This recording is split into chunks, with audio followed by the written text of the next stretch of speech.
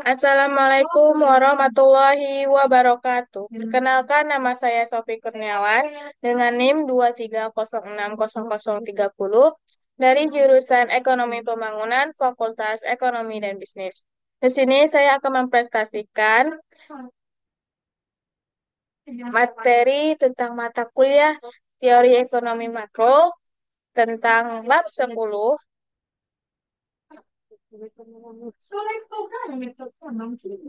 tentang permintaan agregat satu pembangunan model IS dan LM. Next.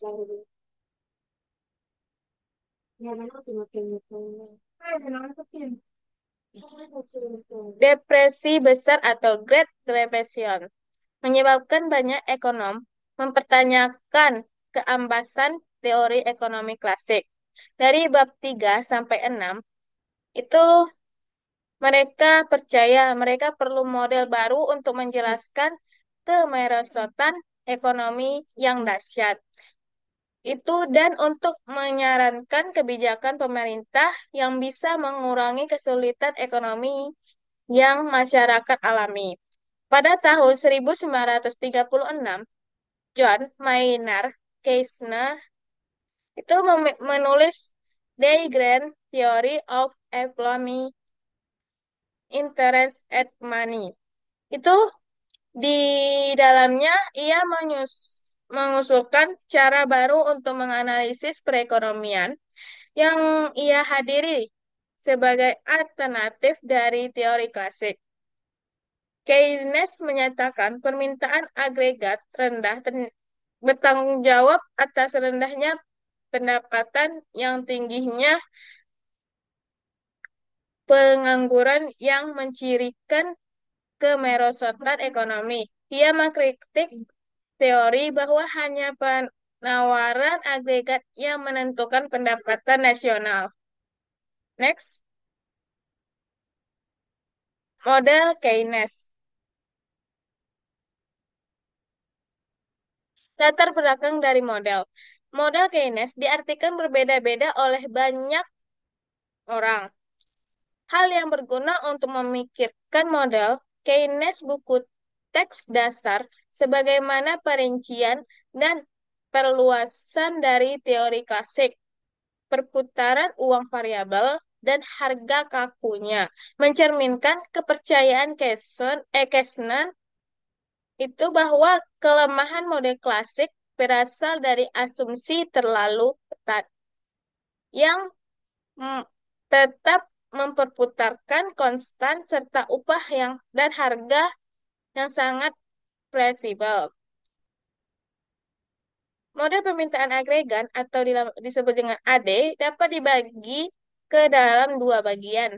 Model IS dari pasar barang dan model LM dari pasar uang. Nah, dan jadi dari keseluruhan fluktuasi ekonomi dari sejarah dunia, salah satu yang dianggap berbagai fluktuasi ekonomi yang besar menyebarkan dan signifikasi secara intelektual adalah dan banyak negara lain up, signifikasi secara intelektual adalah depresi besar atau Great Depresi pada tahun 1930. Selama waktu ini, Amerika Serikat dan banyak negara lain mengalami pengangguran besar-besaran dan penurunan pendapatan yang sangat besar. Pada tahun yang terburuk itu pada tahun 1933, seperempat dari angkatan kerja AS pengangguran dan GDP real adalah 30% dari di bawah tingkat GDP tahun 1929.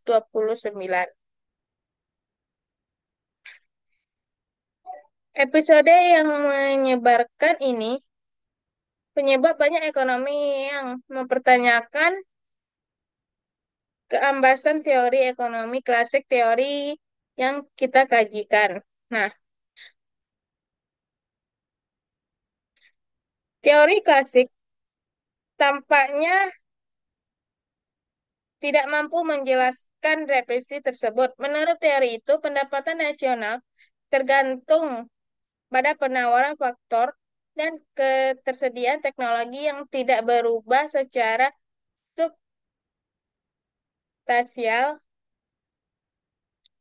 dari tahun 1929 sampai 1933. Setelah serangan depresi, banyak ekonom percaya bahwa sebuah modal baru dibutuhkan untuk menjelaskan kemerosotan ekonomi yang dahsyat dan tiba-tiba itu serang untuk menyerahkan kebijakan pemerintah yang bisa mengurangi kesimpulan ekonomi yang dihadapi. Keynes menyatakan bahwa permintaan agregat yang rendah bertanggung jawab terhadap rendahnya pendapatan yang tingginya pengangguran yang menjadi karakteristik keperosotan ekonomi. Ia berkritik teori klasik karena mengasumsikan bahwa hanya penawaran agregat modal, tenaga kerja, dan teknologi yang menentukan pendapatan nasional. Para ekonom dewasa ingin menggabungkan kedua pandangan ini dari model permintaan agregat dan penawaran agregat yang dikenal pada bab sebelumnya, yaitu bab 11.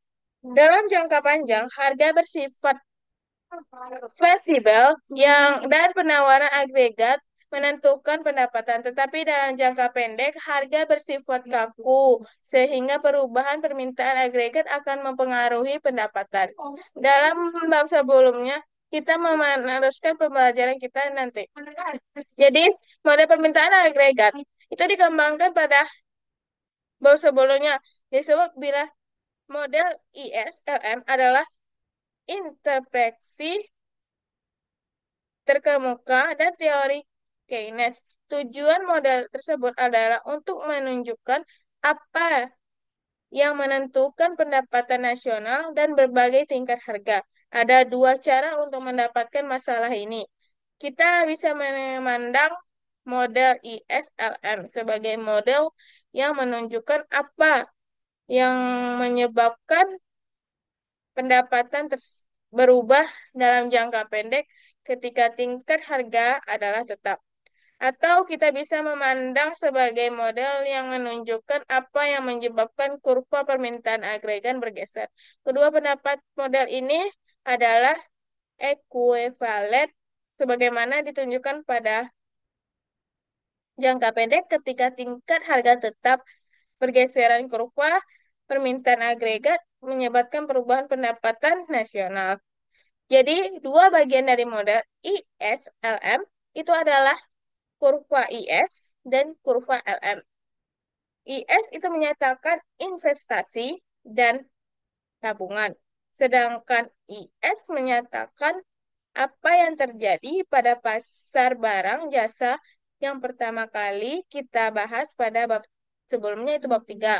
LM menyatakan likuiditas dan uang serta kurva LM menunjukkan apa yang terjadi pada penawaran permintaan terhadap uang yang kita bahas pertama kali itu pada bab 4 karena mempengaruhi investasi dan permintaan uang. Next. Jadi,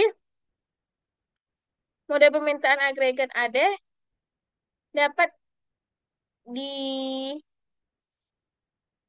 dalam dua bagian yaitu model IS dari pasar barang dan model LM pasar uang. Next. Nah, model case-nya itu menunjukkan apa penyebab kurva permintaan agregat bergeser dalam jangka pendek ketika tingkat harga tetap. Dalam jangka pendek ketika tingkat harga tetap. Pergeseran kurva permintaan agregat mengarah pada perubahan pendapatan nasional Y. Model permintaan agregat yang dikembangkan di bab ini disebut IS yang merupakan interpretasi utama yang kerja Keynes. Model ISLM mengambil tingkat harga dan ada yang menunjukkan apa yang menyebabkan pendapatan berubah. Ini menunjukkan apa yang menyebabkan AD bergeser. Jadi seperti gambar tersebut. Nah, pergeseran permintaan agregat untuk tingkat harga tertentu, pendapatan nasional berfluktuasi karena pergeseran dapat di kurva permintaan agregat. Model IS, LS itu menggunakan tingkat harga tertentu dan menunjukkan apa yang menyebabkan pendapatan berubah. Karena itu model tersebut menunjukkan apa yang menyebabkan permintaan agregat bergeser. Next, ISLM. Nah, model permintaan agregat. Jadi itu terbagi dua, di mana IS itu model IS ada investasi dari tabungan dan pasar barang.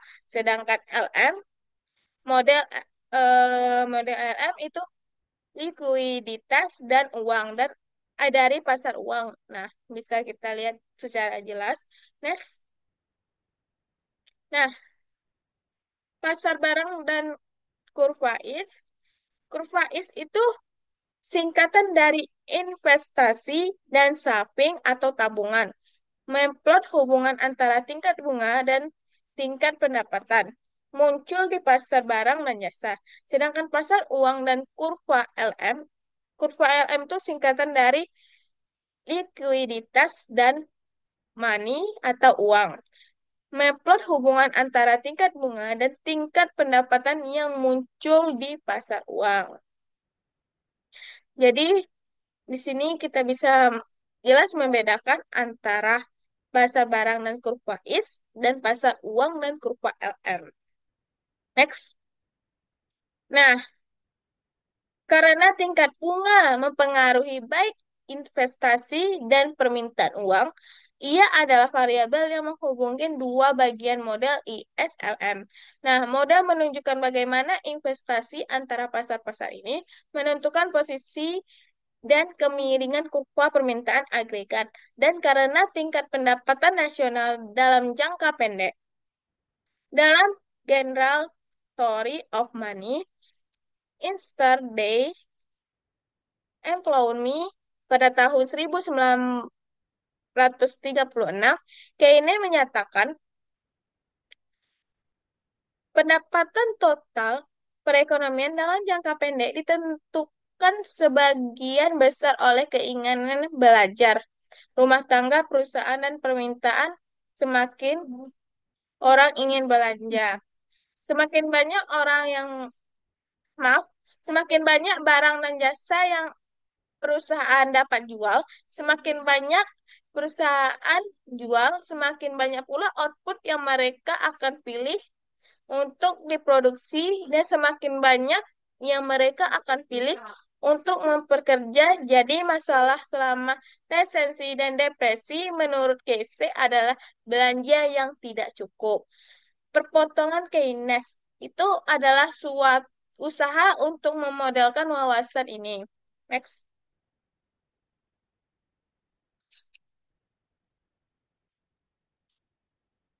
Perpotongan Keynes. Perpotongan Keynes menunjukkan bagaimana pendapatan yang ditentukan untuk tingkat tertentu, investasi terencana I, dan kebijakan fiskal G. Dan kita dapat menggunakan model ini untuk menunjukkan bagaimana pendapatan-pendapatan perubahan ketika salah satu variabel eksogen berubah. Pengeluaran aktual atau disebut actual expedition atau jumlah yang adalah jumlah yang rumah tangga, perusahaan, dan pemerintahan belanjakan. Untuk barang dan jasa, GDP, pengeluaran yang direncana atau planning expenditure itu adalah jumlah yang rumah tangga, perusahaan yang perusahaan dan pemerintahan ingin belanjakan untuk barang dan jasa. Perekonomian ada di equilibrium bila pengeluaran yang direncanakan adalah Y sama dengan E. pengeluaran ak- maaf, saya ulang lagi. Jadi perekonomian di equilibrium bila pengeluaran aktual sama dengan pengeluaran yang direncanakan atau disebut dengan Y sama dengan E. Nah,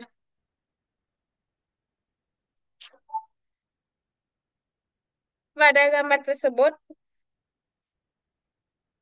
itu menjelaskan di mana pengeluaran E ada di sini. Dan sedangkan pengeluaran yang direncanakan itu rumusnya E sama dengan C ditambah I ditambah G. Nah, dan di bawahnya ini pendapatan output Y. Jadi, bisa kita simpulkan bahwa perpotongan Keynes ini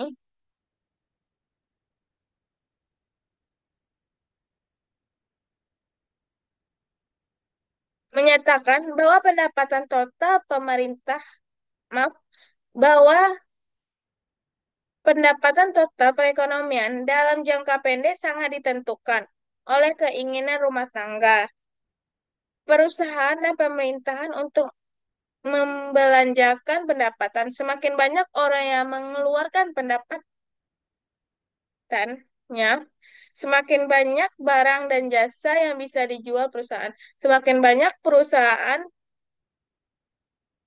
menjual, semakin banyak output yang akan mereka, semakin banyak dulu pekerja yang dikaryakan.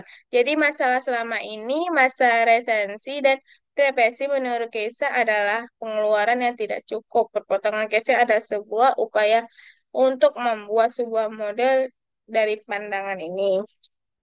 Nah, maaf.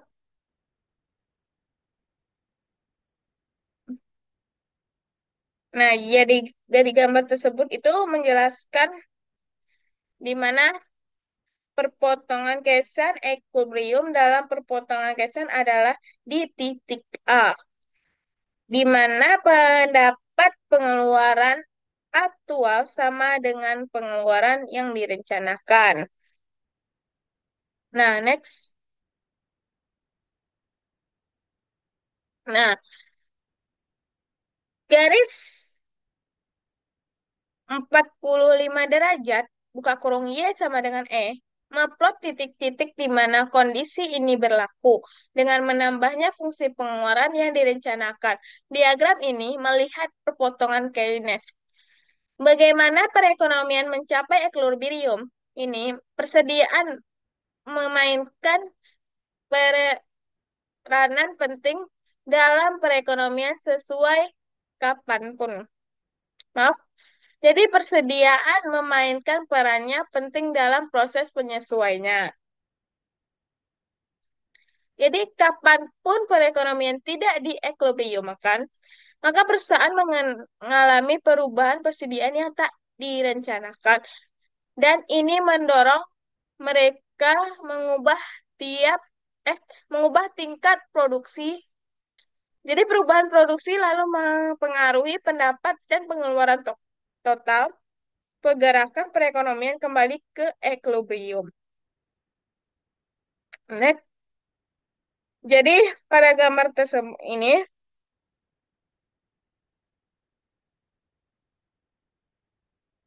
bisa sangat jelas kita lihat di mana di sini titik A. Nah, perpotongan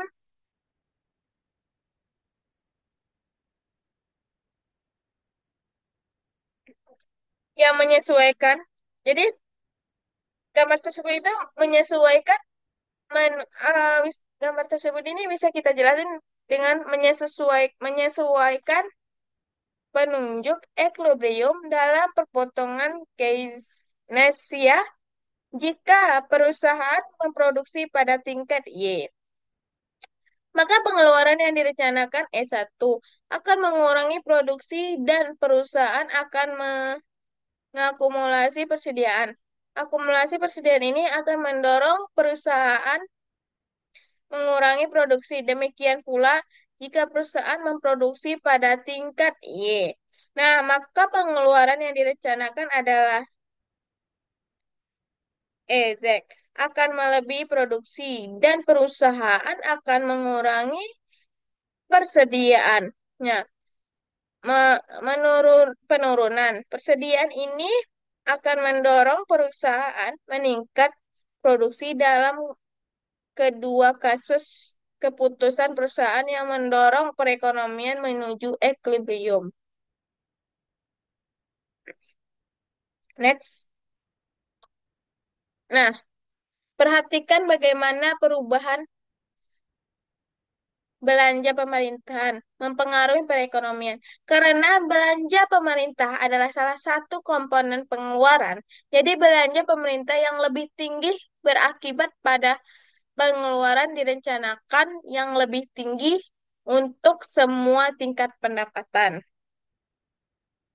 Nah,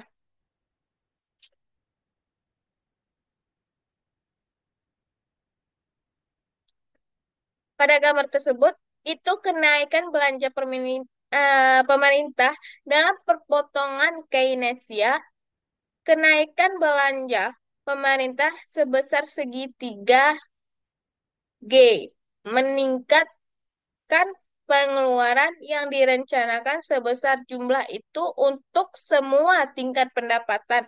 Equilibrium bergerak di titik A ke titik B. Nah, dan pendapatan peningkatan yang Y1 dan Y2 itu ingatlah, jadi ini segitiga AG itu meningkatnya pengeluaran yang direncanakan, sedangkan AB titik A dan B itu dapat meningkatnya dari Y1 ke Y2. Nah, ingatlah bahwa kenaikan dalam pendapatan AY melebihi eh, kenaikan belanja pemerintahan AG. Jadi kebijakan fiskal memiliki dampak penganaan terhadap pendapatan. Nah, jadi kenaikan belanja pemerintahan segitiga G meningkat pengeluaran direncanakan sejumlah itu untuk semua tingkat pendapatan.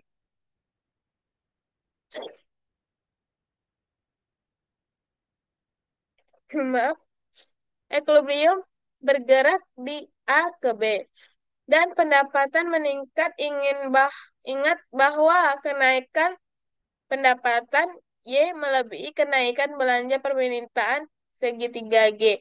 Jadi kebijakan fiskal memiliki dampak berganda pada pendapatan. Next,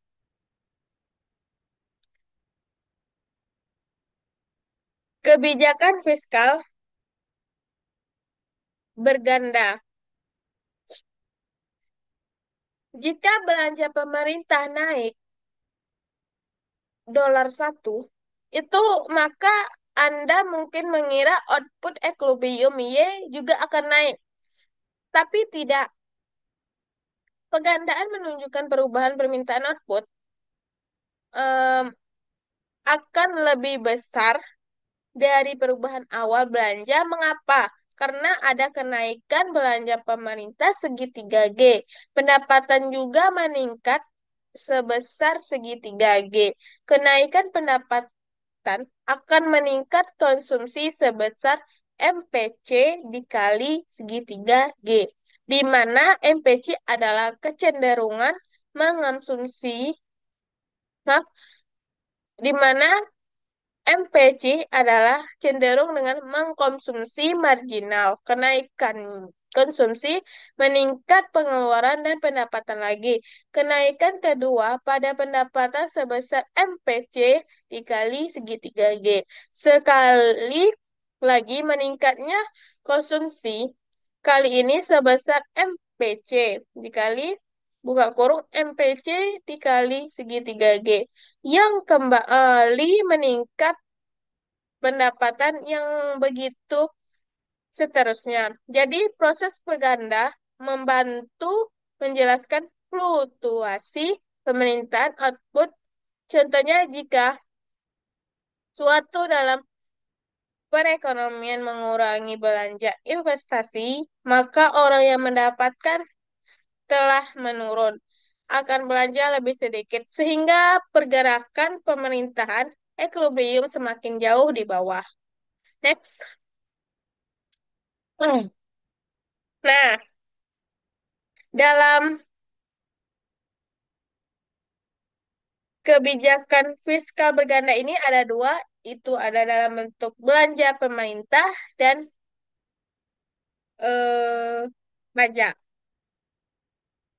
Di berikut ini ada rumusnya, itu kalau berganda belanja pemerintahan atau government pusher multiliter itu segitiga Y per atau segitiga G sama dengan 1 ditambah MPC ditambah MPC pangkat 2 ditambah MPC pangkat 3 ditambah titik-titik segitiga at- atau per segitiga G sama dengan 1 per atau 1 dikurang MPC. Sedangkan pegandaan baja atau times multilinear itu segitiga Y per segitiga T sama dengan min MPC per atau buka kurung 1 kurang MPC tutup kurung. Next. Nah, tingkat bunga investasi dan kurva IS.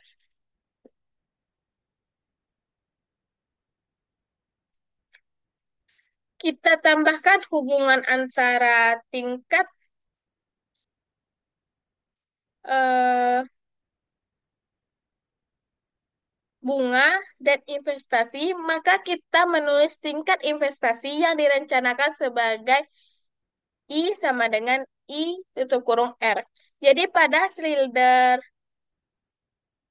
maaf, jadi pada slide berikut, fungsi investasi digambar miring ke bawah, menunjukkan hubungan terbaik antara investasi dan tingkat bunga.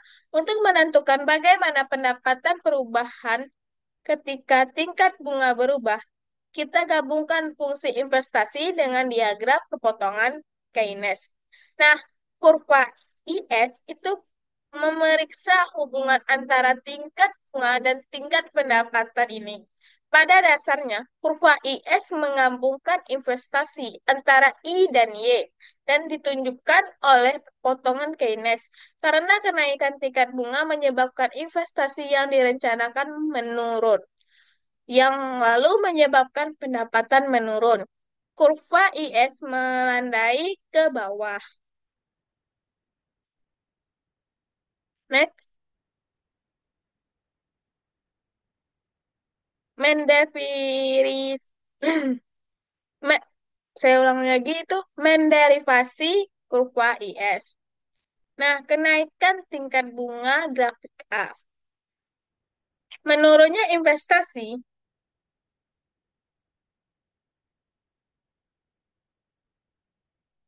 maaf,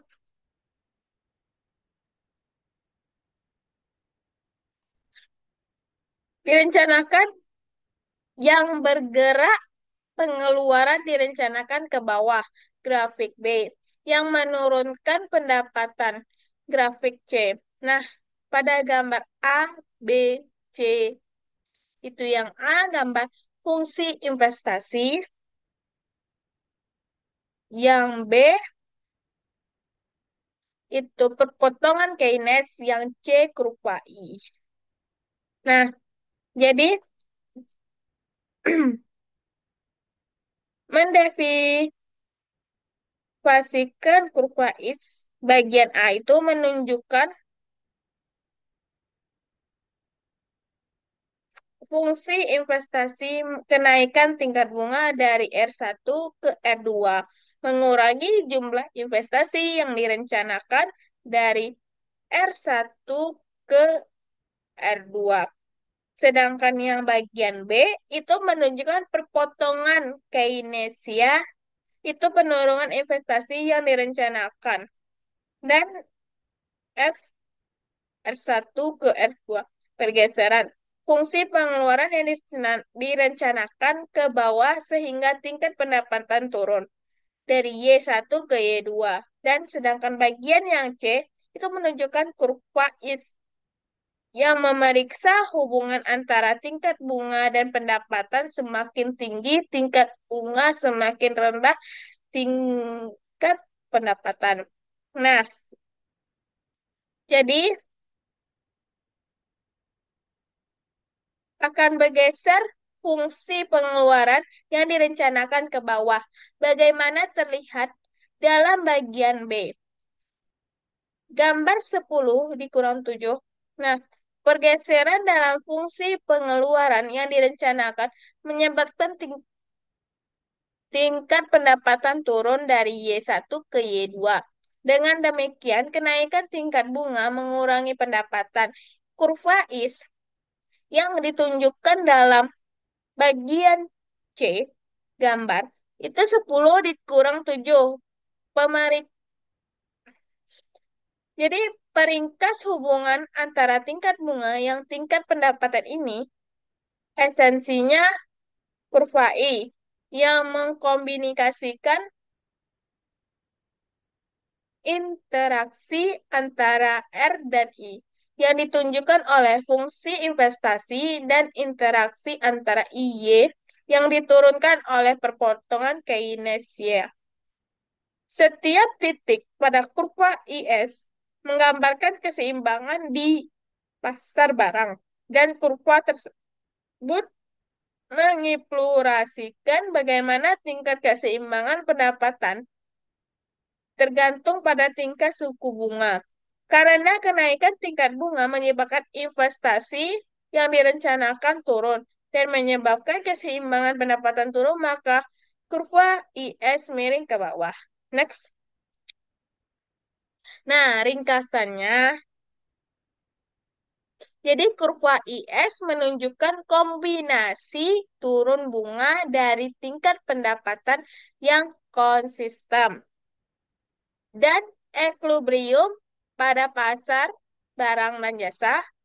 Kurva IS digambarkan untuk kebijakan fiskal tertentu. Perubahan-perubahan kebijakan fiskal yang meningkat permintaan barang dan jasa bergeser kurva IS ke kanan.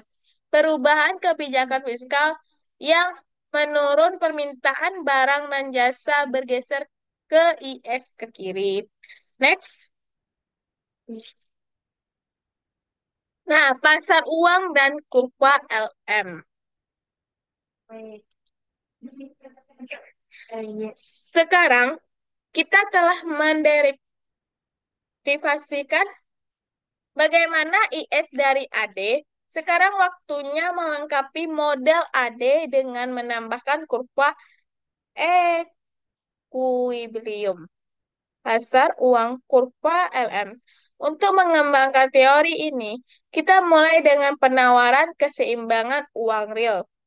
Buka kurung itu M atau per P tutup kurung. Kedua variabel ini, M dan P, itu dianggap eksogen.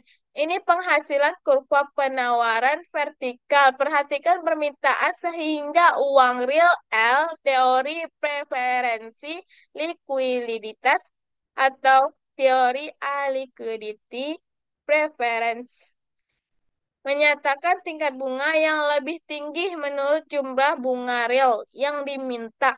Karena R adalah biaya oportunitas memegang uang, penawaran dan permintaan keseimbangan uang real, menentukan tingkat bunga pada tingkat bunga equilibrium jumlah keseimbangan uang yang diminta saat jumlah yang ditawarkan.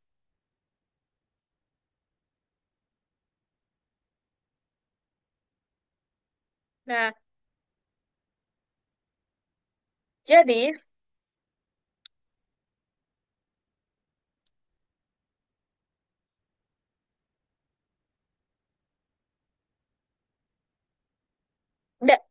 Dari gambar di samping ini dan penawaran, itu teori preferensi likuiditas itu penawaran dan permintaan terhadap keseimbangan uang real menentukan tingkat bunga kurva penawaran untuk keseimbangan uang real adalah vertikal karena penawaran tidak bergantung pada tingkat bunga. Kurva permintaan miring ke bawah karena tingkat bunga yang lebih tinggi meningkat biaya memegang uang untuk menurunkan kuantitas yang diminta. Pada tingkat bunga ekuilibrium, jumlah keseimbangan uang real akan diminta sama dengan jumlah penawaran. Nah, jadi menurut teori preferensi likuiditas, penawaran dan permintaan akan keseimbangan uang real itu menentukan tingkat bunga yang akan muncul di perekonomian, yaitu tingkat bunga disesuaikan untuk keseimbangan pasar uang, seperti terlihat pada gambar. Pada tingkat bunga ekuilibrium, jumlah keseimbangan uang real yang diminta sama dengan jumlah penawaran. Nah, bagaimana tingkat bunga mencapai ekuilibrium jumlah uang beredar di permintaan uang ini? Nah, jadi penyesuaian terjadi karena ketika pasar uang tidak berada di dalam kondisi ekuilibrium, orang-orang berusaha untuk menyesuaikan portofolio aset mereka dan proses mengubah orang-orang berusaha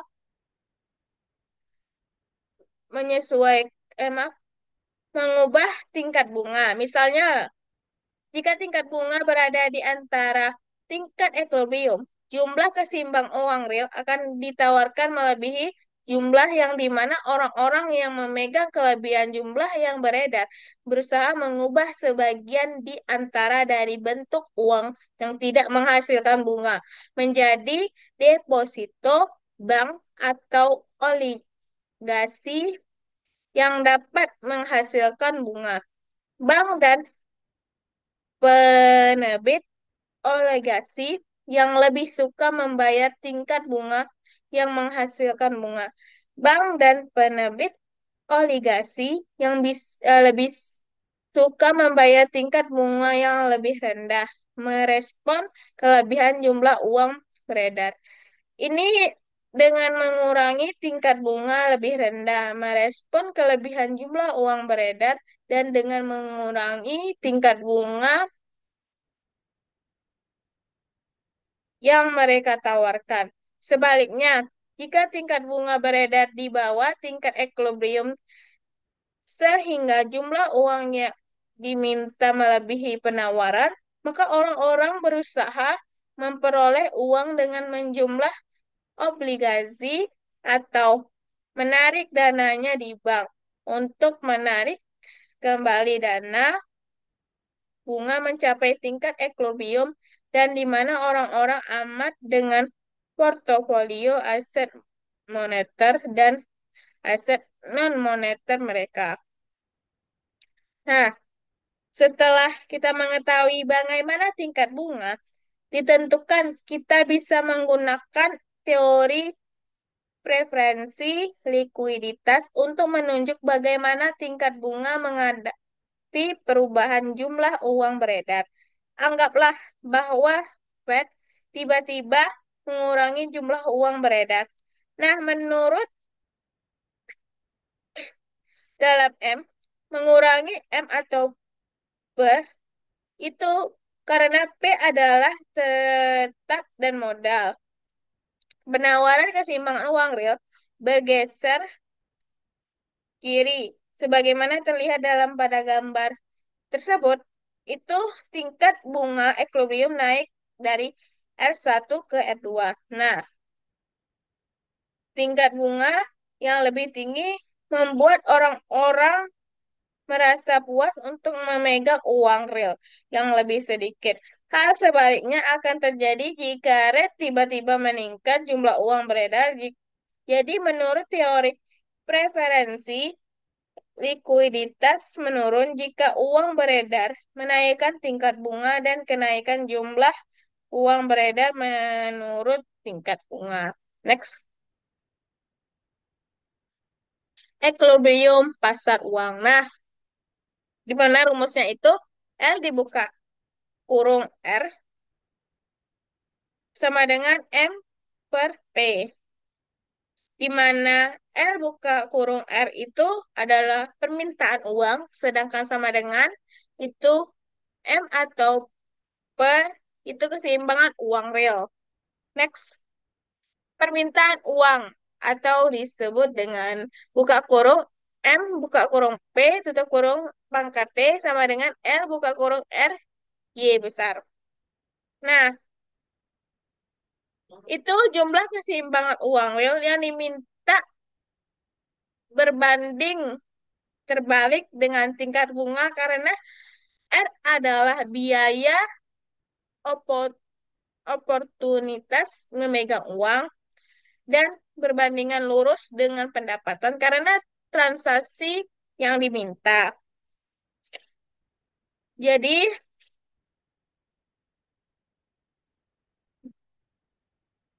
setelah mengembangkan teori preferensi likuiditas, sebagaimana penjelasan atas apa yang menentukan tingkat tenaga, maaf, tingkat bunga, kita bisa menggunakan teori tersebut untuk menderivasi kurva LM. Kita mulai dari mempertimbangkan pertanyaan berikut. Bagaimana pengaruh perubahan tingkat pendapatan perekonomian Y terhadap keseimbangan uang real? Jawabannya ya. Yang seharusnya sudah diketahui dari bab sebelumnya itu bab 4 itu adalah bahwa tingkat pendapatan mempengaruhi pemerintahan terhadap uang ketika pendapatan tinggi, pengeluaran juga tinggi. Sehingga orang yang terlibat dengan lebih banyak transaksi yang mensyaratkan penggunaan uang, jadi pendapatan yang semakin besar menunjukkan permintaan uang yang lebih besar.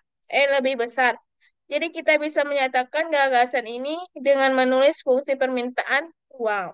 Nah, seperti rumus yang rumus ini itu eh, kuantitasnya keseimbangan uang real yang diminta terhubung dengan negatif dan tingkat bunga dan berhubungan positif dengan pendapatan. Dengan menggunakan teori preferensi likuiditas, kita bisa menggambarkan yang terjadi dengan tingkat bunga equilibrium ketika tingkat pendapatan berubah. Sebagaimana contoh, perhatikanlah apa yang telah terjadi pada gambar 10-12 ketika pendapatan meningkat dari Y ke yang lain. Nah, next. Nah, penurunan jumlah uang yang beredar. Nah, pada gambar berikut ini, itu karena tingkat harga tetap, penurunan jumlah uang beredar mengurangi penawaran keseimbangan real. Perhatikan tingkat bunga equilibrium.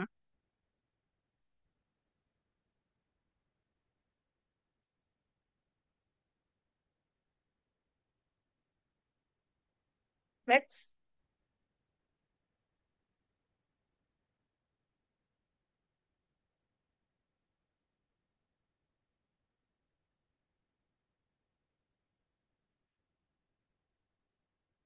Derivasi kurva LM.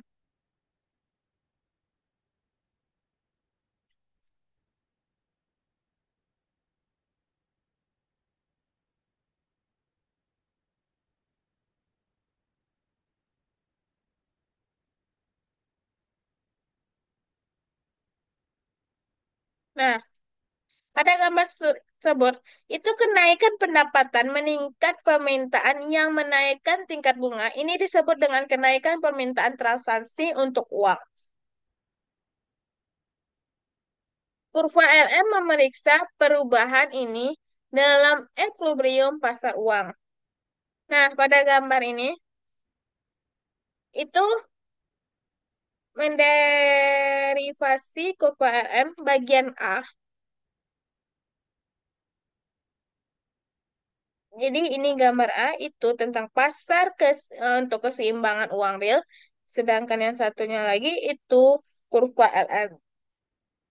Nah, yang A itu menunjukkan pasar keseimbangan yang real, kenaikan pendapatan dari Y1 ke Y2, meningkatnya pemerintahan uang, dan dengan demikian kenaikan tingkat bunga dari F1 ke FR2. Nah, jadi yang B itu menunjukkan kurva LM yang meriksa hubungan antara tingkat bunga dan pendapatan ini.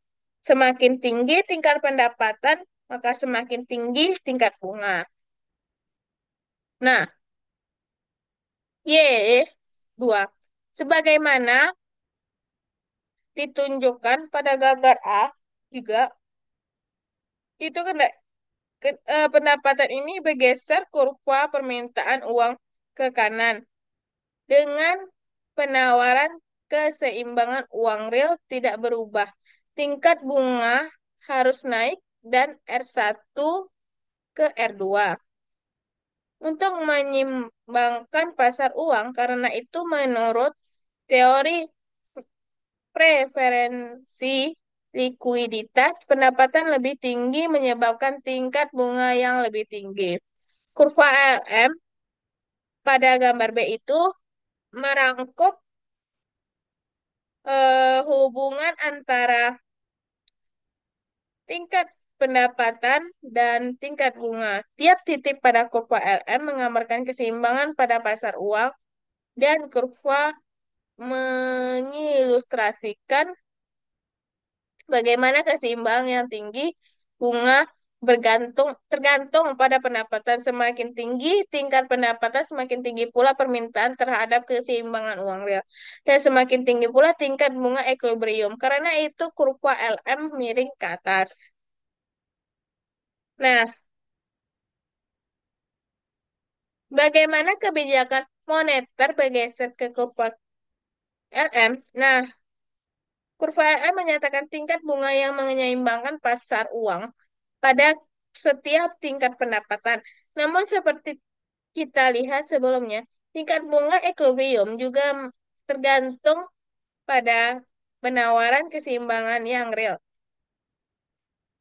Jadi, ini berarti bahwa kurva LM digambarkan untuk menawarkan keseimbangan uang real tertentu. Jika keseimbangan real berubah, misalnya jika rate berubah ke jumlah uang beredar, jadi kurva LM bergeser. Next. Nah, bergesernya kurva LM itu seperti gambar tersebut. Nah, jadi kontraksi. Oh, jadi gambar ini kan pergeseran kurva LM. Jadi yang gambar pertama ini itu adalah pasar keseimbangan uang real, dan yang ini yang B, gambar kurva LM juga. Nah, kontraksi jumlah uang beredar, kenaikan tingkat bunga yang menyeimbangkan pasar uang. Mengapa? Karena tingkat bunga lebih tinggi dibutuhkan untuk meyakinkan orang memegang uang. Jumlah keseimbangan real lebih kecil diakibatkan penurunan jumlah uang beredar atau LM bergeser ke atas. Nah,